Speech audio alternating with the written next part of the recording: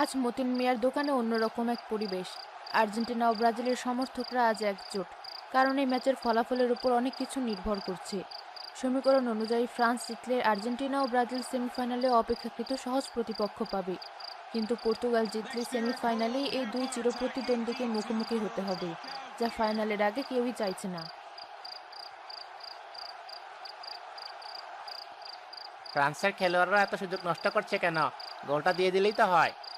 আরে দেখছো না, পর্তুগালের রক্ষণভাগ কেমন জমাট। মনে হচ্ছে যেন চীনের প্রাচীর তুলে দিয়েছে গোলপোস্টের সামনে।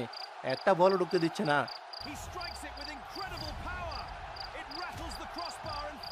নির্ধারিত সময়ে খেলা 1-1 গোলে ড্র হয়। খেলা গড়ায় অতিরিক্ত সময়ে, সেখানেও কোনো ফল না আসায় খেলা টাই ব্রেকারে গড়ায়। পুরো দোকানে পিনপতন নীরবতা। সুজন মিয়া, আমার তো বুকটা ধড়ফড় করছে। যদি পর্তুগাল জিতে যায়। আরে না না, এমন অলক্ষণের কথা বলবে না।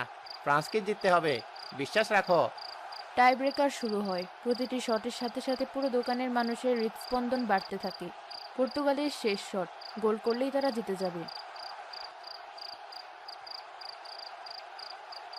আরে দেখো দেখো, পর্তুগালের খেলোয়াড় শট নেয় এবং বল বাড়ি লেগে বাইরে চলে যায়। পুরো দোকান একসাথে উল্লাসে ফেটে পড়ে। এবার ফ্রান্সের পালা। গোল করলেই ফ্রান্স জয়ী। ফ্রান্সের খেলোয়াড় ঠান্ডা মাথায় বল জালে জড়িয়ে দেয়।